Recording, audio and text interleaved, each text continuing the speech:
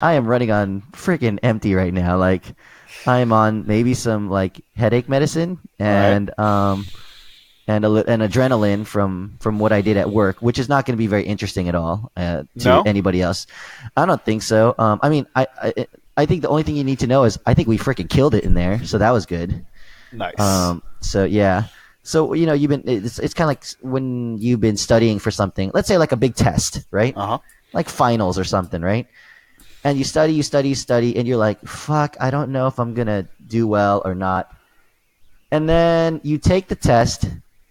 You're pretty sure you did well, but you don't actually know what the grade is yet.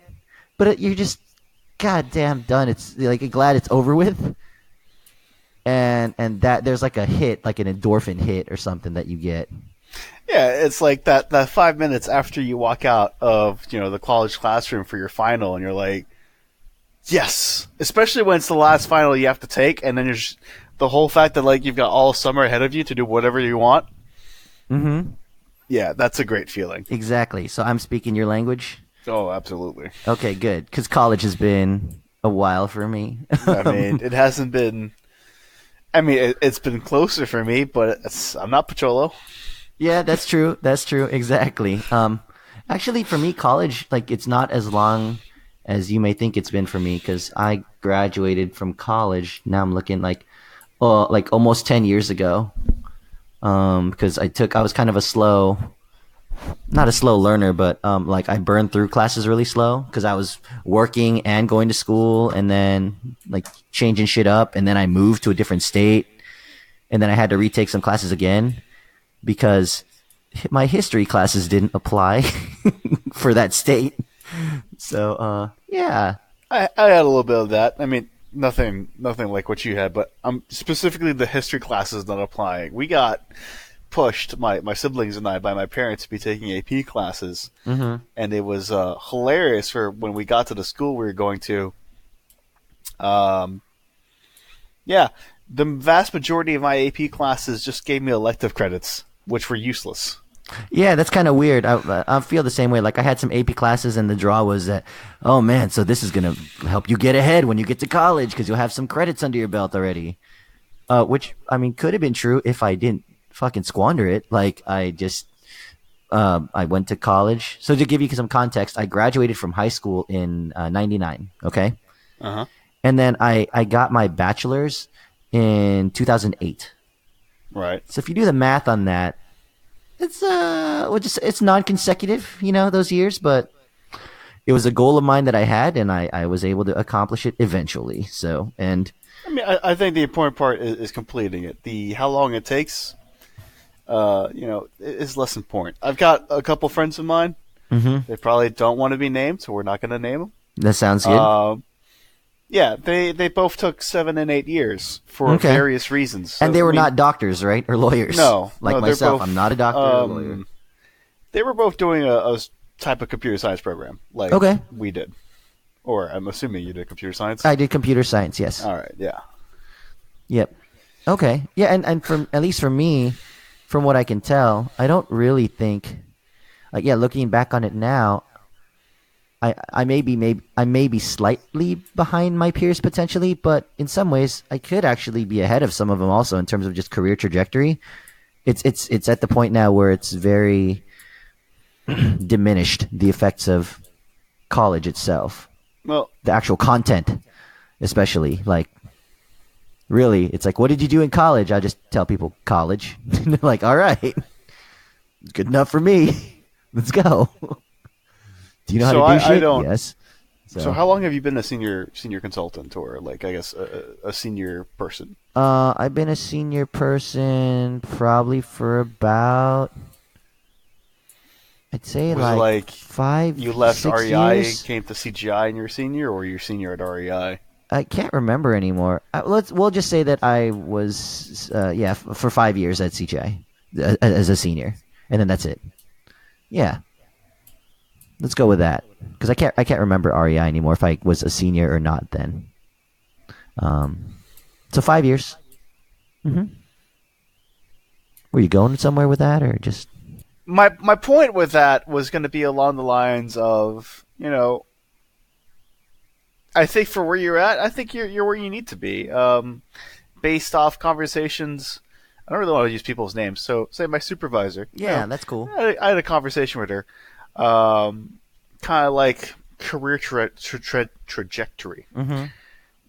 Speaking very hard, career trajectory, and her thing was like, you know, it's like an average of 5 to 6 years to get to senior, and then 7 to 8 years after that to get to director. So I think you're kind of fitting that timeline now. Okay. Yeah. I mean, maybe we'll see. It doesn't feel like I mean, it for the me. director is kind of a question mark a little bit, but Yeah. it's not like you would be in not a great spot if something was along the lines of like, all right, well, you've been a senior for like 12 years and you're not a director still.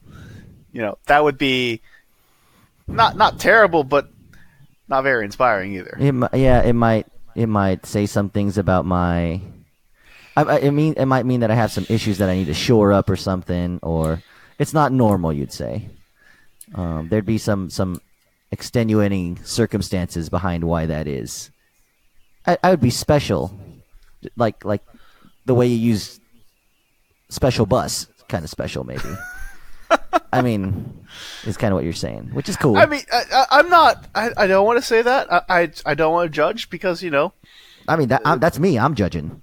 So you're judging. Okay. Well, Yeah. I don't want to judge because you can probably find yourself in a situation, and I'm not saying this is you or anyone we know, but like it's a hypothetical situation that I'm sure exists. I'm sure there are people like this out in the world where they don't realize it and they're being taken advantage by their management who kind of realized, oh, this guy, he's, or this, him or her, this person is working real hard.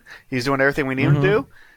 And he's not really, or she's not really, this person, whatever, is not showing any sort of like need to be promoted. So, if we keep this person at this level Right. and we, squeeze them for all they're worth, then we're making money because we're getting all of this great value out of it, and we're not losing anything. We're not having to pay them more. So I think those situations exist. Yeah. Oh God, I hope they're not common, because that would suck. Like, I was thinking to myself, like, whose dick do I gotta suck to get director around here? Like, I mean, is that this? Because like it's Look either for that the people or with the big desks like, in the office. No, I'm kidding. Ah, yes, I got a big desk for a reason. Better to eat you with, my dear. Anyways, but yeah, I sometimes I wonder about these routes or these quote unquote kind of fast tracks to the upper levels and upper echelons. I'm like, you either got to do some of that, or you got to like work some crazy tremendous hours, or some other thing where basically the company owns you. And like, I'm afraid that those are some self-limiting beliefs that might just keep me where I'm at. It could be fears, could be a little bit of paranoia, if you will. But sometimes I'll see some people who are where I want to be in my career, but they're doing shit that I don't want to do in my career. So then I'm like, were they kind of resigned to do those things? Like backed into a corner, or did they get jobbed? What do you mean by job? And so, like, did they get conned into a position that they didn't want to be in, right? Let's take, for example, a project that we both know about where a director had to come in, and then there was a death march where they had to be working like 16-hour days plus, right? Like 16-hour at least days. And I was just like, wow. That sucks, I don't know if he was jumping at the chance at that opportunity. I doubt it. But does that come with the job description? I don't think that comes with a job description, because that's one director we know, but we know several job directors. And I think it kind of depends on. So I'm going to take a step back and say I think some directors are probably more valued than others. Some directors have. Mm-hmm. This doesn't even necessarily have to do with directors. Like some employees just have more intrinsic value, and I think those Okay. employees are going to, because of their higher intrinsic value for, whether it be like massive domain knowledge or just dependability or the fact that Mm-hmm. they seem to have their finger in every single part of the account, so to speak. Yep. Um, Yep. I think they probably get the choice pieces of the big pieces of chicken. They're the ones that get the big Okay, pieces of chicken. there we go. Uh, Now you're talking my language. All right. So this person did. Would you consider them? They did not get the big piece of chicken. I think he had this a case. good gig, and I think he got pulled into this. I don't think he probably asked to get pulled into this, but it was just trying to find whoever was available and who wouldn't, like, removing him from whatever he was doing wouldn't necessarily sabotage whatever he was working on beforehand. Okay. That's a good way of looking at it. See, for me, I thought it was that he was gonna be like he had a big piece of chicken, and he was doing this in order to like maintain his chicken. And I was like, I hope that's not the case, because then that makes it sound like, well, everybody, if you want to stay in this position, you got to do some, you know, you got to juggle some chickens. If I'm mixing my metaphors. So you like saying, you don't work more than 40 hours, or you try your best not to work more than 40 hours. Your 40 hours, you try to be very productive during those 40 hours so you don't have to work extra. It's something like that, yeah. The way that it was taught to me, actually, this is funny that you mention it, because this is my cousin's, my uncle, so my cousin's dad, gave some really good advice to my cousin, which he then passed down to me, which is, he said, if you're not able to do your job in 40 hours a week, you're probably not doing it right. There's probably something wrong with what you're doing. So usually I use that 40-hour benchmark not as a way of saying, like, how little can I get done, but more like, all right, the job that I committed to doing, can I successfully do that job in 40 hours? And if not, then and in order to fulfill my commitments, I have to work more than 40 hours. I should do that, but it also is an indicator that I overestimated something. All right, I underestimated my abilities. Sorry, I overestimated my abilities, and I underestimated my my time to completion, let's say. Right. So that's why I say that. That's why I try not to work more than 40 hours. Not for the sake of the hours so much as, like, all right, what am I actually putting in, you know? So I'd say that this gentleman who this director, I'd say that whole equation was kind of thrown out the window when he joined this project. Mm-hmm, And mm-hmm. I'll admit that it wasn't immediate because I was there for a bit. Okay, yeah, you saw what was happening. But it became clear that him coming on board by himself was not enough to turn the ship around. Mm-hmm. Okay. And they kept on adding more and more resources, but again, it wasn't enough. Mm-hmm. So maybe he did jump to take this opportunity, thinking that he could use this as a way to show that, like, this is why I should continue deserving the big piece of chicken. Yep. But considering the metrics available that I'm sure that he would have looked at beforehand, I think it would be unreasonable to think that he didn't know his presence alone was probably not going to change anything or not enough. Yeah, like he signed his own death warrant. That's the way that I see it. I don't consider it a death warrant. I think he signed himself a couple months of discomfort. Okay. So let's go with our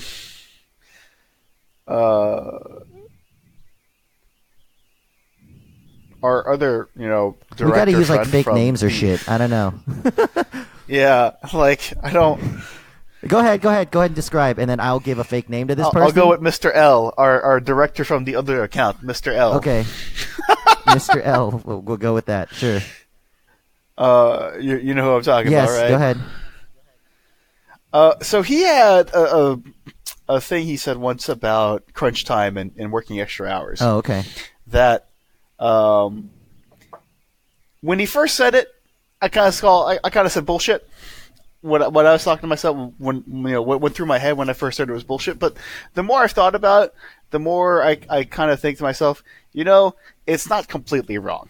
And what he said was, overtime sucks. We all do it, and we all get through it. And after a while, we just go, it wasn't fun, it wasn't great, but it wasn't like I'm going to kill myself over it. So. Okay. I've had to do a couple different stints of working, 60 hours a week. Okay. It's not great. Yep. But, if anything, it makes that month go by faster, and then it just, you get through it faster. Okay. And so you're thinking that's kind of to the extreme, though? 16-hour days are... That's So okay. So was it 16? I thought it was 12-hour days. Oh, it was a lot. Whatever it was, it was. It was like you get there at 9 in the morning and you leave at 9 at night type deal. Okay. I think that's what it was supposed to be, but it was, at least the way I understood it was specifically Tuesdays and Wednesdays they would do that for 12 hours, and then the rest of the week would be kind of normal. That's the way I understood. Generally, though, and to be honest, I find that kind of odd. I think that was a decision made to try and keep people in the office working their extra hours so that not necessarily could keep them an eye on them, but more along the lines of make sure that everyone's available at the same time and in a spot where they can communicate and collaborate easier. Because generally, when I have to work extra hours, it ends up meaning sometimes it's I just decided that day I was going to stay at the office a little longer. I've stayed till 7, 8. I think one time I stayed till 9, and Z was still at the office for some reason at the same time, which was kind of funny. Yep. But generally, when I work extra time, it's because, well, guess I'm working this weekend, and so I do those extra 10 hours or so that they were doing, but I do it over the weekend on my own time when I'm free. Yeah. So it might be like I do 4 hours Saturday morning, 2 hours Saturday night before going to bed, and then another 4 hours sometime Sunday type deal. But here, I think, and this was something that the director in question was pushing a lot while I was working with him. I think this was something along the lines: let's make sure everyone's here at the same time at the same place to foster communication and collaboration. Okay. I don't really think those two correlate with each other necessarily. Like the amount of communication and collaboration, I don't think that necessarily correlates with like more hours in the office, and especially more hours in the office together. But I get what I fully agree with that. Okay. Like I agree, because that was something that was kind of enforced on us from an early point. Like, all right, well, we want more people in the office. We want people in the office more often. We want people in this war room so that we're all together. And to me, my experience with doing the war room, especially the war room, was I'm actually doing less work now because the fact that I'm sitting with all these people in the same room means we're just sitting here bullshitting. We're spending like 15 minutes every hour talking about random stuff, bullshitting each other. Okay. Yeah, it's possible. Like it's not a guaranteed benefit. It's a crapshoot, if you will. So I agree with that. So I wonder. I mean, I can see the benefit they were trying to go for. But yeah, I don't know if that's the way I would go about getting it. But now I start thinking like, I wonder how would I go about getting it? And do you have any thoughts there? I think this was the low-hanging fruit. But I don't think this is something that you can really foster. I think this is something like you have to foster in the employees individually over a long period of time. I don't think you can just put them in a situation and be like, talk more. I don't think that's ever going to happen. I think if you want them to, talk and collaborate, you've got to get them used to working with each other, and also got to go back. I think paired programming and have it so they're always, it's not just the same two people doing paired programming, but it's a sort of revolving round robin thing between all the developers, and you put dedicated time to putting paired programming. You're going to force that collaboration by the fact that you've got paired programming going on, but then I think that will put them more at ease with talking to each other, going to each other with problems, and just pushing that forward through that way. But now you've got the problem of especially since this project had at the end of it mainly senior developers. Well, this goes back to that conversation we had last week or so. Well, how do you what is the word I'm looking for? Okay, let's back up a little bit. You said we were having a conversation last week, obviously not on the podcast, but we're having a conversation last week. Yeah, we were having a conversation about paired programming, about how it's something that we can talk about liking to do, but we don't do because you're spending the time of two senior developers and you're not necessarily getting two senior developers worth of work out of it. Oh, right. Yes. How do you Okay. Yeah, don't worry about the word. Just kind of talk around the point then, and then we'll find the word. That's fine. How do you measure that? How do you know that you're getting a benefit? Okay. And or how you know that you're getting improvement, right? Yeah, I don't think it has to be a metric, but how do you measure the fact that you've got two senior developers working on one thing when you've got two senior developers working on two separate things? How do you know that you're getting your money's worth with them doing pair programming compared to them? You're talking about your return on investment on that thing. Okay. Yeah, how do you know, right? Yeah. And in a way, it's you're sort of getting they call in sports, they call these intangibles, which is these certain qualities that players have that don't seem to bring anything tangible to the table, but they do add to your team anyway. So if somebody doesn't really have good physical attributes, but they still happen to be a winner of some sort, right?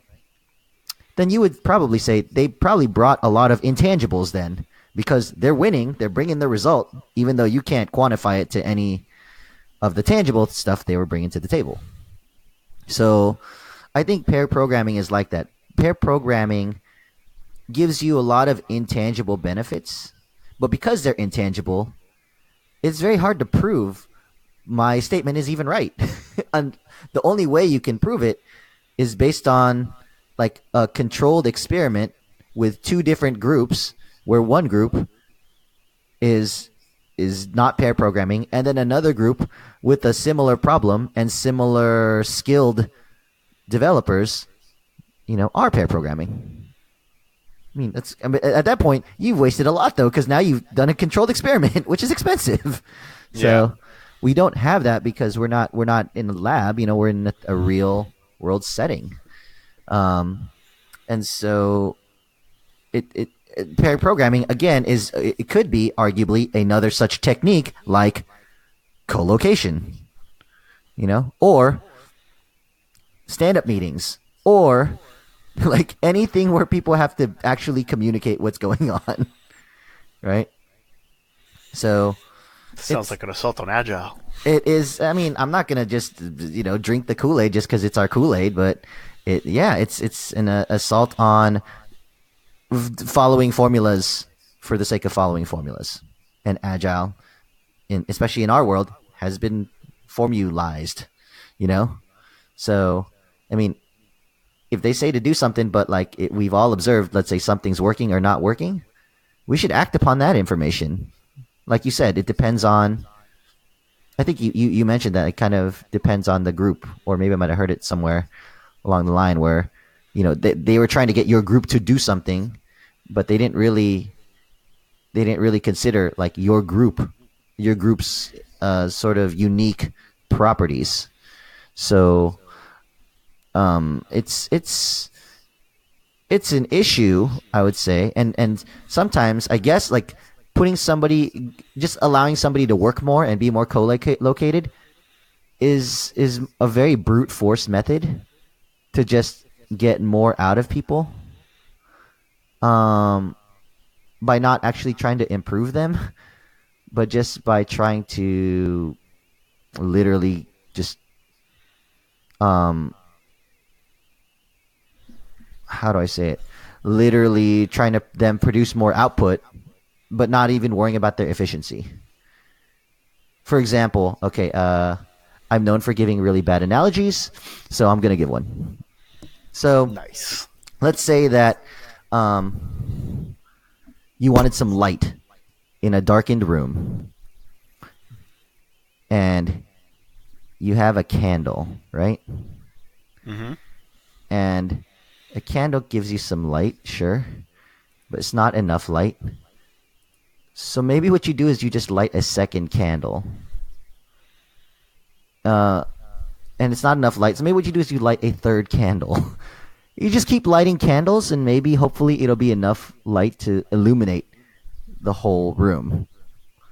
But it may not, because a candle can only light like a candle can light.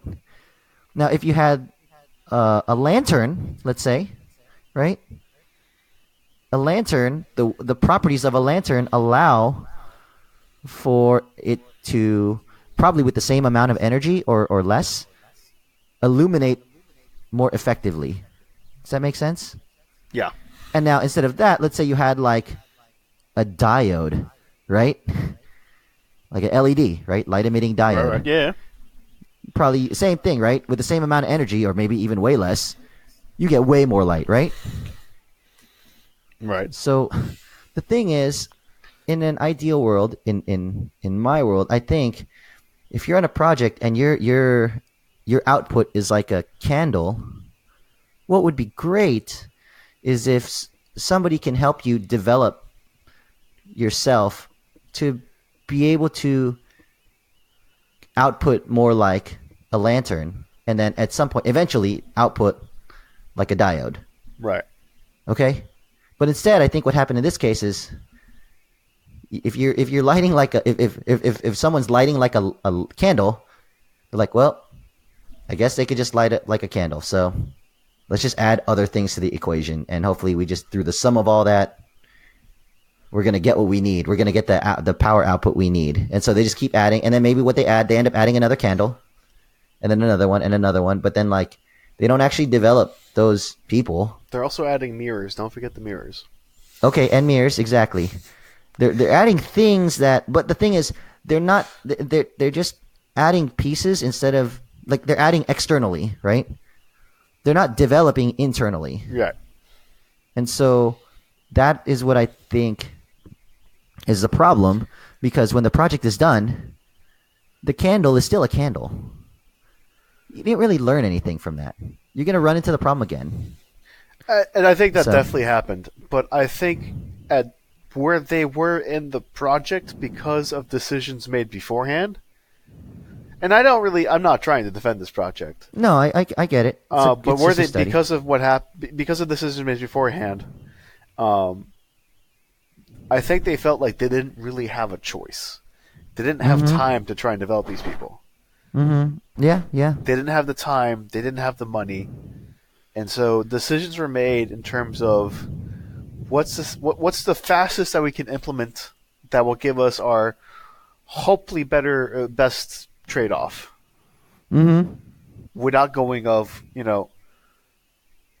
what's the thing that we can do that will give us guaranteed the best results regardless of how long it takes us to do it. Yeah. So that's true. You made me think about I don't know. Go into another sports example. No, this is just a games example. Doesn't have to be a sports example. It's a games example. Imagine playing from behind, right? HOTS. We'll go to HOTS. So like, you're at a point where like somebody is one level up on you. Manageable, cool. Somebody's 2 levels up on you, or a team's 2 levels up on you. that's less cool, right? Is it? Would I say is that the point where it gets really bad, or is it when somebody's 3 levels No. up on you? Somebody's 3 levels up on you. Three levels is bad. 4 levels is almost impossible. Okay. And 5 levels is, why is this game even not over yet? Okay, exactly. Because it should be over by now, right? So Yeah. let's say you're at the point where like 3 levels up, right? What are some of the things you have to resort to in order to try to catch up, right? Right. Okay. My theory uh-huh. is that you have to do increasingly risky things to get from 3 levels up and catch up. In order, like, and understanding that, like, those risky things might also just accelerate you to getting to 4 levels down, right, from the other team. I would say that the risky plays, maybe I can see that at 4. At 3, you're not risky yet, and maybe this is just like you not, you're looking to do this specific example, and 3 unfortunately is not. That's cool. 3 no. That's good. Yeah. Go ahead. 3 is still the stage where you're looking to play defensively. Like, if you're 2 levels behind, you're looking to play defensively, which means that it depends on what's going on in the game. But you'll have teams who they're 2 levels ahead, but they're not really pushing that advantage. Okay. So all you really do is you stay in your lanes, and you have a couple guys who just are dedicated at taking out the creep camps, so you can catch up on experience by focusing down on creeps, and you'll maybe add an element of risk there by trying to poach the enemy creep camps. Okay. Now, well, it sounds like what you're doing, though, largely is, are you kind of playing defensively and you're waiting for them to make a mistake? You're waiting for them to make a mistake. Okay, there we go. Okay, good. Go ahead, keep going, by the way. I was interrupting you. Now, when you get to 3, or I'll take a step back, but then it becomes, that's if they're like not taking the advantage. If they're trying to push that advantage, if they're blobbing up and they're starting to look for picks, well then staying in individual lanes no longer becomes an option, because what you're going to end up happening is someone is going to try and get baited away from their towers, or even worse, they'll just say, fuck your towers, you're dying, we're just charging you, all 5. And if the team you're playing with, well, they're already kind of proven themselves not to be necessarily inferior, but they're off their game somehow. So if your team's off your game, you can't really count on your team noticing and reacting in time to be there to save you from getting ganked underneath your towers. Okay. So when that happens, that's when the team as a whole now needs to maybe focus on 2 lanes, or just focus on 1 lane, or roam as a team of 5 themselves, because if you separate at all, you're just opening yourself up to getting ganked, and then you're feeding them experience and you're not getting ahead anymore. Okay. And that's when you start seeing the more risky stuff happen, where, well, we got to try and bait an engagement that's favorable to ourselves, or we got to go try and take the boss, or even worse, it's a map with 2 bosses and one of them is like distinctly on their side of the map. We got to go try and take that boss. Okay. And that's where you start seeing mistakes made on both sides, because that's what happens. Like, that's the whole point of a risky play. Yep. Is you're hoping someone fucks up. Yep. So there's the ability to minimize your risk, and having the patience to and the recognition, right? So the patience to wait for them to make a mistake and for you to recognize it, right? And then as things get more dire, you decide to try to make calculated decisions to open yourself up to risk in order to potentially get a payoff. Get a payoff, exactly. Get a payoff, or I guess that would be the payoff also. I was going to say, I don't know if that goats them into doing also stupid things or risky things, but it's the same goal. The same goal is you're trying to net a payoff, right? So I think that's what's happening. Again, probably pretty terrible analogy, and I've been told, every analogy breaks down at some point. So this might be one of those cases, but in the project, right, that we were talking about, with the director working 12 to 16 hours, arguably, I don't know. is I wouldn't be surprised. yeah. They're playing I from know behind. that he was playing from behind. On top of that, is I think he did not relinquish his previous duties. Like he had before he moved Oh. on, he had stuff that he was doing. Yeah. I think he might have after I left, cut back on that to better focus on the project in question. But I know that while I was there, I saw him on Tuesday once. He comes up to talk to me and he's like, "Oh, happy Thursday." What? What do you mean happy Thursday? It's Tuesday. It's like, it's Tuesday? Wow. Oh yeah, that's right. It's Tuesday. Yep. I was here all weekend. It feels like Thursday to me. Okay. Yeah. He wasn't working all weekend on our stuff. We weren't doing that yet. So he was. We were still at the we don't have the money for this yet phase. Yeah. He had proposal work and other types of works where he's like, I'm swamped with all this stuff. Like he would be at the very beginning, like he'd sit next to us and be there to kind of moderate the hip chat we had, Okay. the hip chat room, to try and get people to communicate more. Yep. But like he was sitting there for 4 hours straight with a headset on, writing just a block of something for a proposal. Had to write 10 pages for a proposal or something. Yeah. That's. And yeah. I know that like while I was there, he was doing that repeatedly. So I think his hours might have been more extreme because he hadn't relinquished his previous responsibilities. Okay. Which is yeah, that's Which is still again even less appealing. That's pretty yeah. I mean, if you already take a suicide mission and then you're picking up like side work while you're on the suicide mission, right? It's kind of like, okay, I'm thinking of literal suicide missions now because I'm an idiot. So like imagine, okay, this is a terrible example. All right, so now I'm thinking about like suicide bombing. And like imagine your job was you had to drive a car into a building and your car had an explosive in it, right?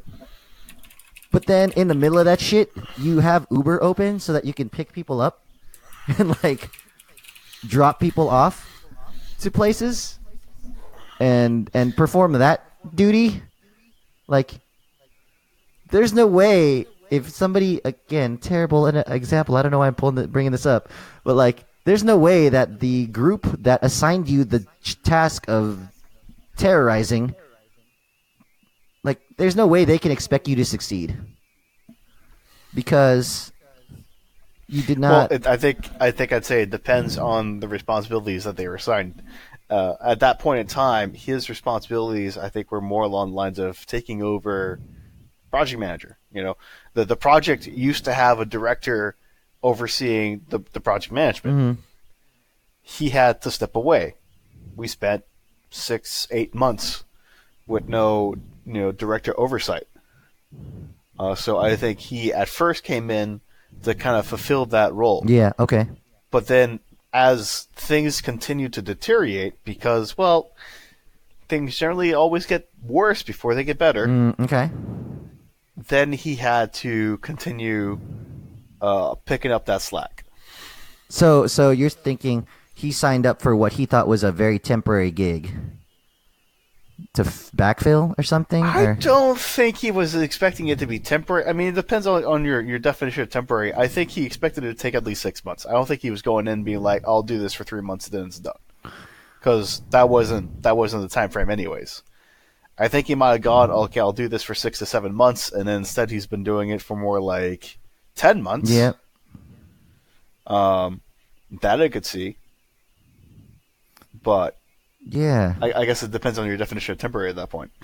Yeah. That whole thing sounds fucked. I'll just go with that.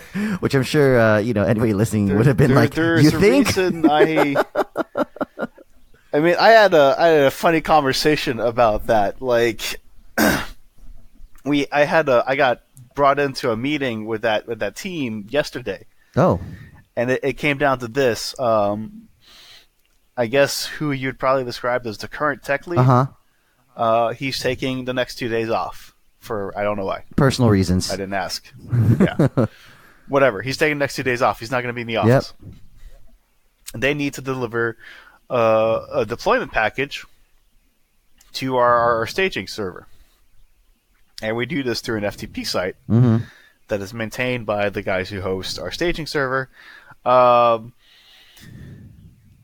So there's like 4 other people on this project that could do this, but I was pulled into a meeting, and the tagline for the meeting that was specifically addressed to me was, "Hey, I'm bringing you into this because for whatever reason, you and I are the only 2 people out of the whole group that seem to be able to make this site work for us on our computer. Everyone else cannot seem to get access to the FTP site." And to put some context in here, this FTP site is some Java applet that you load up on Internet Explorer. What? Yeah. Okay. Yeah. And so you pretty much kind of have to pray to the Microsoft gods and be like, "Hey, Internet Explorer, don't fuck this up to me." And, well, the other people on this team, apparently the Microsoft gods said, "No, fuck you." Yeah. So it is myself and the tech lead. We are the only 2 who apparently are able to get this FTP site to work. Oh my properly. gosh. And that is why I was brought into this meeting, was so that I could hear this and see this happen and be a sort of backup, because they have to deliver the deployment package on Friday. And unless these other guys can figure it out by Friday, which I don't think they have, they're going to be giving me all the material, and I will be uploading it for them. No. Oh gosh. Oh, that's terrible. So, lesson, kids. Do not be the only one that is able to do a given job. Because, wow, because that, I mean, some would argue like, oh, okay, well, I have job security. That is not job But security. yeah, like for me, the counter to that is, yeah, you have job security to only do that job, and that means you can't move up ever because you'll be stuck. Like the security will be too secure. You'll be in lockdown, basically. So, yeah, that's terrible. I mean, I wouldn't even consider job security, because what will happen there is such along the lines of someone's going to get fed up with the fact there's only one person who can do this, because there's not a good reason for this being, like, if it was something along the lines There's like of never a good reason, personally. But okay, go ahead. well, what I mean is, like, if it's something along the lines of, I'm the only one at a company that knows how to do something because of a technical background, because of a SME background. That's the kind of job security you want, as long as you don't mind getting pigeonholed all the time. But this is not something, because I'm good at it. This is something my laptop just happens to work. Yeah, I gotcha. This is sorcery, basically. It's like you inherently they can could do easily it. say, Nobody knows how it came about, but we're firing you, we're taking your laptop, and we're giving your laptop to the guy who needs to be able to do this. Yeah. Or they can be like, go up to the guys controlling our test environment and be like, give us a better FTP client. We can't work with this. This is retarded. Mm-hmm. So that's not job security. No, exactly. That's pretty bad. I feel bad for you. I hope. I mean that they are bringing me back to the project for this only. I have other stuff to work on. That's not what I like. I don't get to be like, I'm only here picking a paycheck for 40 hours because I have access to the FTP client. Yeah. If that was the case, we'd have a problem. Yeah. I get that. Yeah. So a cluster of fun things to pick at. Not too many that we can probably elaborate on much more on the podcast, because we'll probably just like be here all night. This will be this will just be like it'll be just like a crank session, basically. We'll just be 2 cranky guys just complaining about shit. But okay, it's the fun of work that happens. And like a lot of things in the show, I don't know how the topic got to this point, but we usually just take a series of left turns. So, there was no right turn. Yeah, exactly. No, exactly. So that's why sometimes you wind up just retreading the ground you were on as well, which is fine too. Thanks for having me.